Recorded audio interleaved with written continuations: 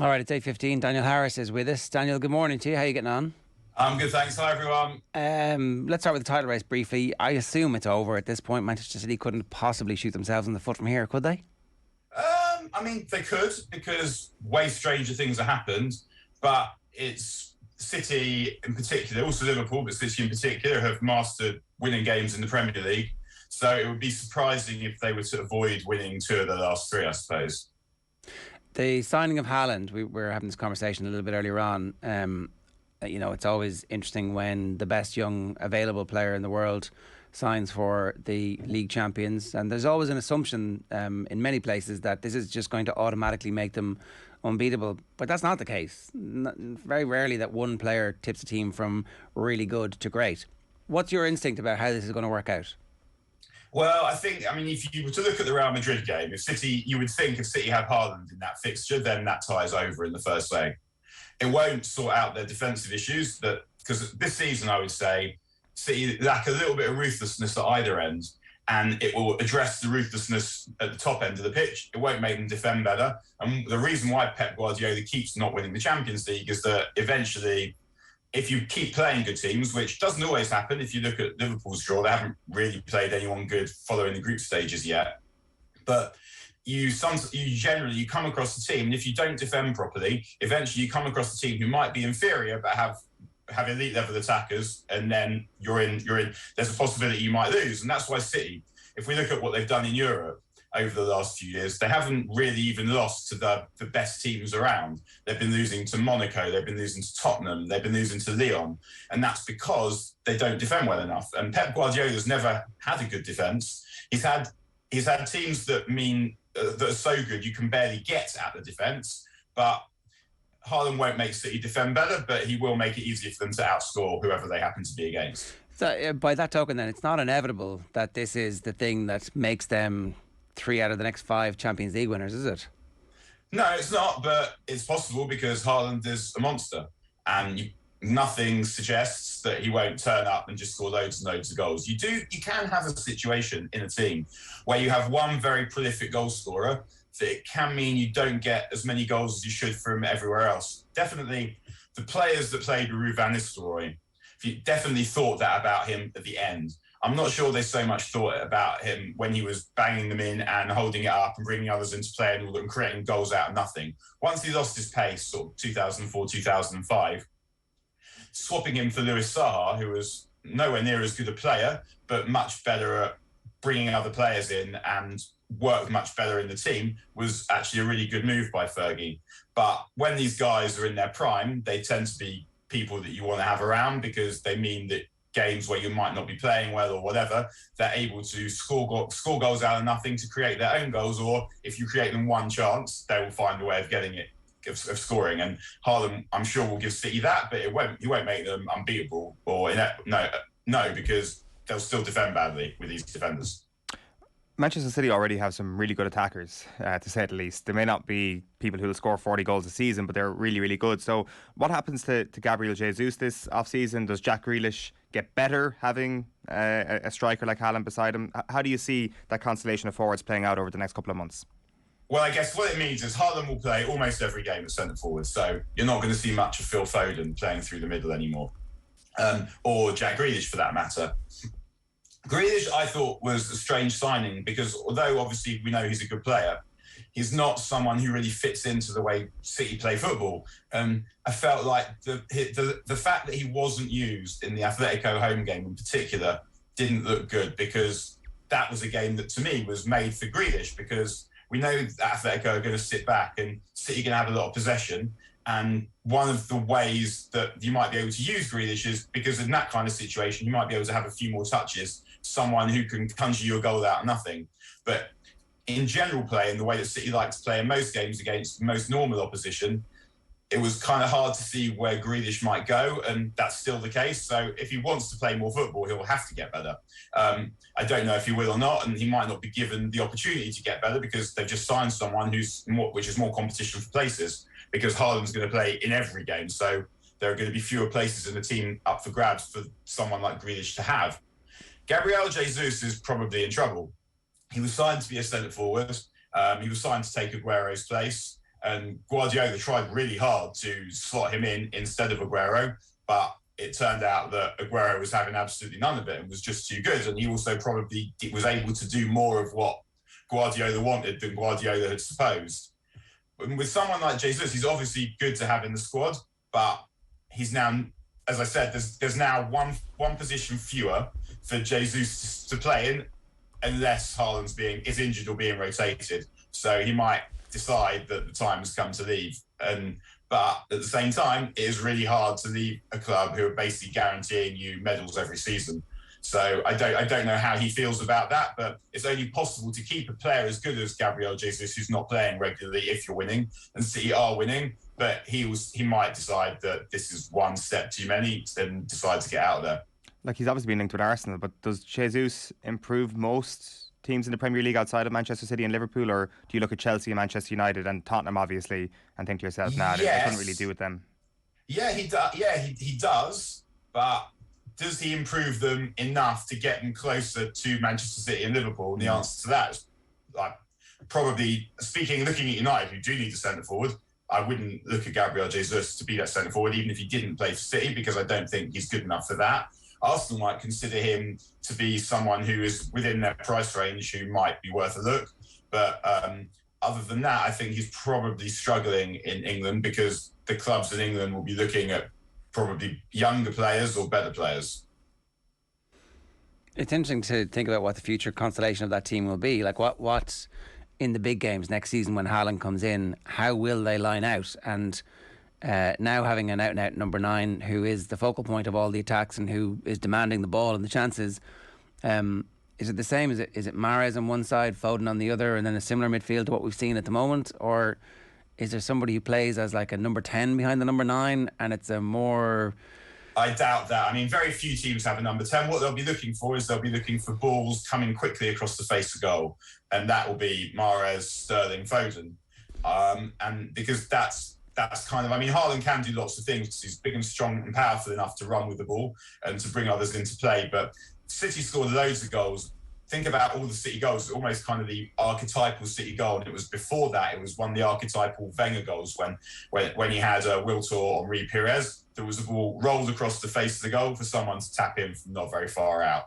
And I think that we'll see Haaland scoring a lot of those goals where the ball goes wide, where the build-up's probably quite slow, but then all of a sudden it's boom, boom, boom, the ball goes wide, 1 or 2 passes between the fullbacks and the wingers, it's zipped across the goal very quickly, and Haaland is the first player at the front post, or the first player there for the cutback to finish. I think we'll see a lot of those kinds of goals, because that's kind of the football that Guardiola is trying to play in the first place, and he's basically signing the best player in the world and getting across the front post quickly.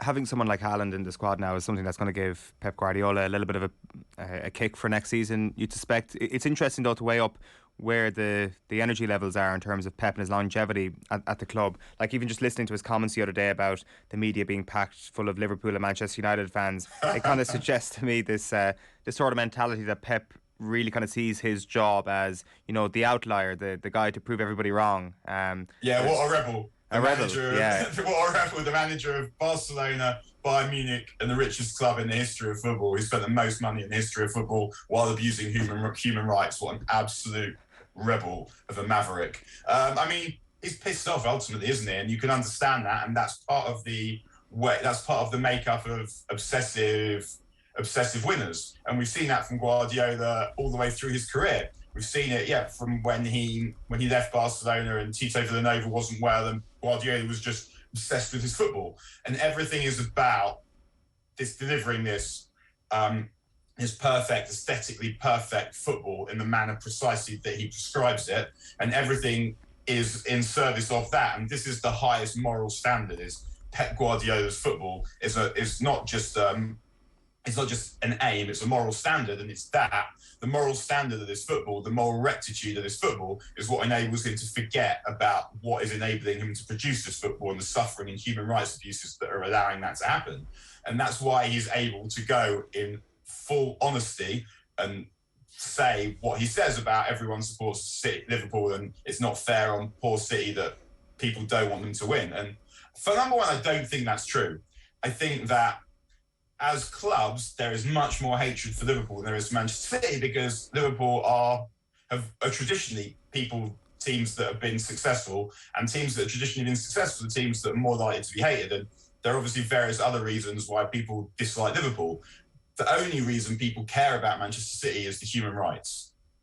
It's not anything to do with City as a club beyond that. It's the human rights and the manner of the spending of the money that is obviously related to that in a sports washing project. That is why people don't like Manchester City. Otherwise, I think there's much more animus towards Liverpool than there is to Manchester City, because it's in football, grudges go deep, because football's been happening for a long time. So those grudges have been deepening for a long time. And City have only just got, in football terms, City are Arabists. They've only just arrived. So there's not been enough time for this hatred of Man City to be enshrined in the mentality of the wider footballing public. Obviously, United hate Man City because they're local rivals. But other than that, I don't think people that I speak to feel that City are generally a better option when they're competing for titles with another team, because another team is likely to be a team that other club have more history with, so dislike more intensely. So I can understand why Guardiola thinks that, because being the monomaniacal genius that he is, it's only possible often to see things from your own perspective, because that's all you're thinking about every minute of every day is that. So it's easy to build that mentality that everyone's out to get you, particularly when people celebrate your downfall. But number one, they're celebrating had someone else had a downfall, they'd be celebrating that. And that's what football is. It's enjoying the misery of others. That's a lot of what competitive team sport is. Whether it's football or rugby or cricket, if your team's not winning, then you want all the other teams to lose somehow, because that is consoling. I mean, I look at myself as a Man United fan. United got gubbed 4-0 by Brighton at the weekend, and yet this was one of the better weeks being a United fan in recent times, because City got knocked out of the Champions League in humiliating style, and Liverpool also lost, so looks like they're not going to win the league. And that is part of the parochial, childish nature of football that we love so much.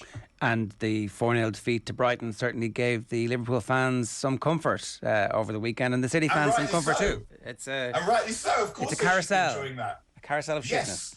And I guess Guardiola, that's not something, because he's not a fan. He's someone intimately involved in a particular team and in doing everything to make that team the best they can be. And he's had a disappointment last week, a significant one, that was a repetition of several other significant disappointments we've seen over and over again. You can understand why he's feeling like the world is against him, but obviously it isn't. Let's do a quick bit on Manchester United here. The level that they've fallen to at the moment. We've been nitpicking over. Is this the new low? Is it as low as it goes? How long do you think it will realistically take Ten Hag to inject some purpose to the club, and how much patience will there be with that? There'll be plenty of patience, but the patience, you have to see things improving. So if he starts badly, obviously there'll be pressure, because you're manager of Man United, and if it's crap, there'll be pressure. But provided you can see improvements, then people will always be patient while it looks like things are improving and while it looks like there's a plan. And in some ways, it being so bad right now is advantageous to the manager, because it means that it's not very difficult to make it better than this, because it's so dreadful right now. And also what he's got that other managers before him haven't had is it's obvious that that players need to go, and players will be going. Mata, Matic, Cavani, Pogba, Lingard will definitely go. Bailly and Jones will almost definitely go. And so before you've even started, that's quite a lot of room in the squad, quite a lot of money, quite a lot of players to replace. And that's something that Ten Hag will presumably relish. I mean, who knows what sort of job the board will actually do out of making this happen. But with so many players who will 100% be disappearing because it's the end of their contracts, he will have quite a lot of scope to bring in the players that he wants. And during pre-season, he'll have the opportunity to try and drill them in the way that he wants to play football. So I think that it's better. If you look at the other managers coming in, Moyes inherited Fergie's team that was full of players who were past their peaks, who were able to eke out one last title, and he didn't really have the means to sort that out because David Gill left that summer as well, and he ended up with one player that was Fellaini. Then you had Van Gaal coming in, who sold good players, bought crap players, and you had Mourinho having to deal with that whilst buying whilst buying crap players of his own. And then you had Ole, who was stuck with the detritus of everyone, whilst also trying to buy good players. And then the manager now comes in, and it's got to a point where it's so bad and so many players will go that actually he's sort of not really dealing with that much mess. He's really, and a team that has been compiled by loads of managers with different ideas about how you should play football, he's just sort of able to come in and start doing the things that he wants to do from the beginning. So hopefully that will make things good, or at least better quite quickly. Well, there is a possibility that it takes a while for his ideas to get through to some of those players who have been conditioned under different managers and who are just the wrong players. So, like, unless he can sign 8 to 10 players quickly and bed them in, there's a good chance this team is 10th or in that kind of ballpark in the league table around Christmas. Is there patience for that? There is, but I'd be surprised. It won't, because if this team finished second last season, I was thinking about it the other day, that at the end of the last day of last season, United were safely ensconced in second. Ole picked half-picked Ahmad and Elanga picked kids to play against Wolves. United went to Wolves and won. They're not all terrible players. There are players who are playing at the very trough of their ability, at the very bottom of the trough of their ability. So coming in and improving that, a new manager who's actually here to stay, so it's not like the Rangnick situation where the players tossed it off months ago, where I don't know, we don't know how many players is going to be allowed to sign, but we do know that it can't be 3 with all the players that are leaving. It just can't be. And so it shouldn't be that difficult to have a forward line of Jadon Sancho, whichever forward you sign, and whichever other forward, and getting something more out of Marcus Rashford, scoring enough goals so that you don't finish 10th. It shouldn't be difficult to get more out of a team than that. And when you just signed a decent centre forward, you're going to get much more out of Bruno Fernandes as well. And it's obviously up to Ten Hag to come in and to use his ability, not just as a tactician or a strategist or whatever, but as the leader to make stuff better. That should also be something that the manager's capable of. And that's the manager's job. Maybe I'm wrong. I don't think United will finish 10th next season. I think that they should be able to make it better enough, quickly enough, to be much better than that. Can you see a future for Fred and McTominay and those players? Not really as first team players. I mean, I have sympathy for McTominay because he's been the one who keeps playing in the position that isn't his. But obviously he should be playing it better. He looked like, until this season, he looked like he was improving. He's had a dreadful season. I mean, you can't pretend to the contrary. There was a time when McTominay was quite a good first reserve. You knew that he wasn't really good enough to play in midfield for United, but he had good attributes, and you saw him using them. He was a good ball carrier. He was good when the ball dropped around the edge of the box. He was quite a good finisher. He was good in the air. He was physical. He's just had an absolutely dreadful season. Fred will, again, also, he'll never be good enough, but he's not a bad rotation player in the right system. So how much we see of them next season, I guess, depends. Because, again, McTominay has played really at the bottom of his ability level this season. Whatever people say about his ability level not being high enough, which is a fair point, he can't play any worse than he has this season. United will sign a number 6, so he won't have to play there again. And he's not someone you would necessarily replace in this round because you've got so much other work to do. And he's not someone who is completely untenable as someone who sometimes plays if he's playing in the right position and in the right system in a team that's playing well. But clearly McTominay and Fred are not going to be fixtures in a team that wins the league anywhere. How long before they're competing for a league title? What's realistic? I think the season after next would be the best case scenario. But you'd have to, I don't know how many players they're going to be allowed to buy, but you'd have to nail almost all the transfers, which is always the case with every club that isn't funded by state wealth. That if you want to compete against Liverpool, who have the greatest manager, in my opinion, the greatest manager of the generation, an all-time great manager, and are nailing every single transfer over and over again, then you need to do that as well. If you're competing against City, who have the generation's other greatest manager and state wealth, then the players that you have to come in, you have to nail the transfers. And Ole didn't nail the transfers, and that was in the end probably the thing that killed him, was not signing enough good players. And Ten Hag has got the ability to sign quite a few players, but he has to sign the right players, even though he'll be hopefully better at extracting the most from whoever he signs than. But it should take a year probably to let's say United get 5 new players this summer. That doesn't seem beyond the realms of possibility. 5 new players, that's half a team. So a season to settle them in, a couple of months to settle them in and to get them playing the way that they want to play. And then if they can nail next summer's signings, they should be in a position to start pushing. But until that happens, it sounds like a ridiculous thing to say, doesn't it? Yeah, and also as well, I think that kind of premise is based on the fact that Manchester City and Liverpool and the other clubs around Manchester United stand still to a certain extent. It's banking on the fact that Liverpool don't continue to hit the jackpot with every single signing.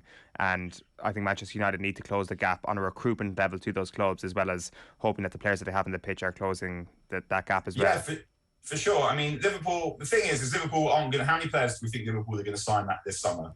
1, 2? They're not going to be that much better next year than they were this year, probably. Number one, because in terms of league points, there aren't that many more league points available that it's realistic to expect them to get. And they're not going to go and refresh the whole team because they don't need to, because the team's excellent. So they might sign 1 or 2 players this summer. They might not sign even players for the first team. They might sign players who they want to integrate in the first team. So I don't think that Liverpool are going to get loads and loads better this summer. City are obviously signing Haaland, which will make them very strong favourites to win the title next season because they look like they're going to win it this season, and they just signed Haaland. Doesn't always work like that. But United signed Van Nistelrooy and Varane after winning the title 3 seasons in a row, but didn't then go and win the league the season after that. But then on the other hand, they lost the Abstam. City aren't going to go and sell one of their defenders. But there's a limit to how good it's possible for a football team to get. They're not going to get so good that they win every game by loads of goals all the time. Yeah, I think difference. And that brings the conversation round full circle again, because I think that there is an assumption from some people that that's what's going to happen with Haaland, that suddenly City ascend to a level that is a combination of Arrigo Sacchi's Milan, the Liverpool team that won 3 Champions Leagues in the 70s and 80s, and I don't know, the Arsenal Invincibles. But it's not going to happen. They're not going to. We can't just pencil them in for the next Champions League and the one after that by virtue of I agree. Like, Sacchi's Milan only won 1 Serie A. They're famous for winning the Champions League, but they only won one with the European Cup. But they only won 1 Serie A. So, I mean, things never work out in the way that you expect them to, because if they did, we wouldn't really be watching it. You know that roughly how it's going to go, or at least City and Liverpool probably going to be near the top of the league next season. At least until the semi-final stage of the Champions League, we have a fair idea how it's going to go. But then mayhem happens, and that's why we keep tuning in, I think.